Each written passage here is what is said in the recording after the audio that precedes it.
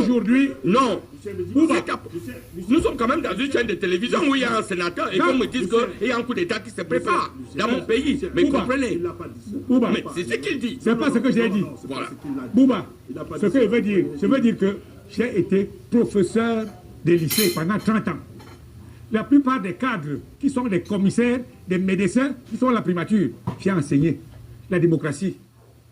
Aujourd'hui, on ne peut pas accepter qu'on continue d'attendre l'alternance par les élections. Pourquoi? Oui, voilà. Parce que l'ECAM est une machine de fabrication des victoires du RDPC. Et il y a quelque chose. Attendez que je finisse, c'est moi qui ai le propos. Et en disant que tant que l'ECAM est là, élection Paul Biya, Macron, Joe Biden, Paul Biya va gagner. Alors qu'attendez-vous que les autres fassent? Alors j'ai dit que le président gabonais actuel, qui a prêté serment, parce qu'il faut voir la mécanique, il a dissous toutes les institutions. Mais pour prêter serment, il a réhabilité le Conseil, la Cour constitutionnelle pour prêter serment. Quelle valeur donnez-vous à ce serment? Donc, comme il a dit, c'est du cirque. Et donc, le Cameroun, qui a des ressources humaines très évoluées, des intellectuels qui aiment leur pays, le Cameroun doit connaître une alternance démocratique qui soit le pouvoir du peuple, par le peuple et pour le peuple. Voilà, je crois qu'il a été clair là, maintenant sur sa chute. Il parle d'une alternance démocratique. Heureusement qu'il soit revenu. Voilà, vous comprenez. Donc, malheureusement, on n'a plus de temps. Qui peut passer par le coup d'État. Souley. Oui, Souley, allez-y. Tu dis que... Politique. Le Cameroun, à l'heure actuelle, a besoin que les gens se parlent. Une saine délibération, mais sur des principes fondamentaux sans lesquels il n'y a pas de société politique. Et en le disant, nous ne sommes pas en train de faire une apologie de coup d'État. D'accord. Nous disons que les conditions qui existent aujourd'hui sont les conditions qui ont été observées dans d'autres sociétés et qui peuvent présider, qu'on le veuille ou pas, à l'avènement, et on le regrettera d'un changement institutionnel de régime. On vous a donné la parole. On vous a compris.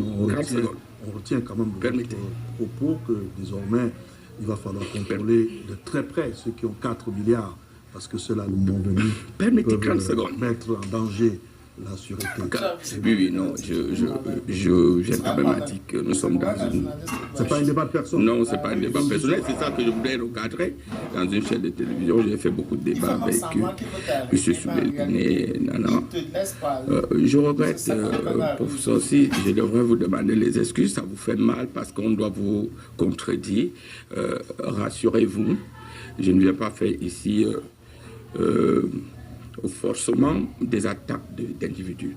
Nous venons dans un débat et c'est justement ce débat-là qui est libre. J'ai mon point de vue. Je ne peux pas être forcément d'accord du vôtre. D'ailleurs, parler de cette histoire de pourrissement, je vous dis, il n'y a pas 148 poubelles, c'est pas 140 poubelles quittées. Ça, encore une fois de plus, c'est des fantasmes personnels. Et puis, il ne faut pas, professeur, mélanger vos frustrations. Vos frustrations personnelles à ce qui se passe dans ce pays. On comprend que vous ayez été frustré et que parler même de ceux qui prennent l'argent, quand je regarde votre costume, vous n'êtes pas habillé à Mokolo. Donc vous aussi, vous avez cet argent. Peut-être un jour vous justifierez votre montre et votre costume. Alors, mais j'ai dit, cessez de stigmatiser les gens. Cessez de stigmatiser ce même régime qui vous a nourri, vous personnellement. S'il faut parler, peut-être M. Bouba ne connaît pas, ne comprend pas. Les mêmes dirigeants que vous stigmatisez aujourd'hui, vous mangez avec ces mêmes dirigeants-là. Nous avons un problème global. Un problème où, dans le RDPC, dans ce même livre, que je vais m'y approprier avec l'aide de mon grand frère, le président Paul Biya a fait l'apologie de la démocratie. Et nous, dans le RDPC, nous sommes cohérents, qu'il n'y a que par le principe démocratique qu'on peut accéder au pouvoir. Mais le reste, le pays est un construit permanent et non un construit définitif. Et je tiens à rappeler à tous les téléspectateurs que le Cameroun n'est pas dans un pourrissement tel que le veut le professeur Macron. Peut-être que ça arrivera, mais pas sous le régime du président Paul Biya. Alors, Ferdinand, en en apparent, vous persistez, vous signez le même style ou alors type de coup d'État au Gabon ne pourra pas avoir lieu au Cameroun. Je crois que c'est ça Vous me donnez une minute, Bouba? En une minute. Une minute. En une minute, ce sera la dernière. En 1991, lorsque je lance la Bourse du Livre, je vais solliciter le soutien de la CRTV. À la tête de cette chaîne, il y a un directeur général qui s'appelle Gervais Mendozé. Il perd son âme. Souvent, quand je parlais de lui, on me disait, mais tu es fou, toi. Oui. Et c'est grâce au professeur Mendozé que tous les Camerounais de revenus modestes à revenus modestes ont pu accéder à la Bourse du Livre, parce qu'il a vulgarisé ça à travers, il a permis que ce soit vulgarisé à travers les chaînes de télévision. Mais quand je partais de son bureau, devant son extraordinaire mansuétude, je lui ai dit, monsieur le directeur général, les gens m'ont dit que vous étiez tribaliste et que vous ne me donneriez pas ce que je vous demandais. Il me dit, petit frère, je m'appelle Mendor, je porte le nom de mon grand-père qui était catéchiste. Ma mère m'a fait étant à la maison et m'a tenu des propos très intimes que je ne vais pas révéler ici pour me dire que j'ai beau être Bamileke, je suis Camerounais et que ce que je vais faire va servir à tous les Camerounais. Nous ne sommes pas dans une logique de caste au Cameroun. C'est-à-dire, si vous allez attaquer le professeur Mendozé, vous allez me trouver sur mon chemin. Si vous allez attaquer un ministre qui est de l'Ouest, comme celui dont il parlait tout à l'heure, vous n'allez pas me trouver sur mon chemin. C'est comme ça qu'on construit le Cameroun. Et c'est pour ça. Donc, pour finir, Soulé a révélé quelque chose de particulier sur la rentrée scolaire. Oui, je suis parfaitement d'accord avec lui. On doit rompre. Ah, je croyais qu'on parlerait du Nozo. Oui, mais Nozo, c'est la rentrée. Ok, mais je finis quand même parce que je voulais prendre ce que Soulé a dit. Pourquoi je... État factice. C'est-à-dire que le gagnant des élections, qui était porté par le peuple, vient d'être écarté par quelqu'un qui sait bien de quoi il est question. Quand je parle tournons la page, c'est vraiment, il faut tourner la page. Et il vient de le dire, quand tu vois le système camerounais, il a atteint un niveau de pourrissement tel que toutes les conditions sont réunies pour que tout arrive. Et je suis d'accord avec mon frère qui a dit que ce qui s'est passé au Gabon pas se produire au Cameroun. Ce n'est pas le même type de coup d'État qui peut arriver au Cameroun.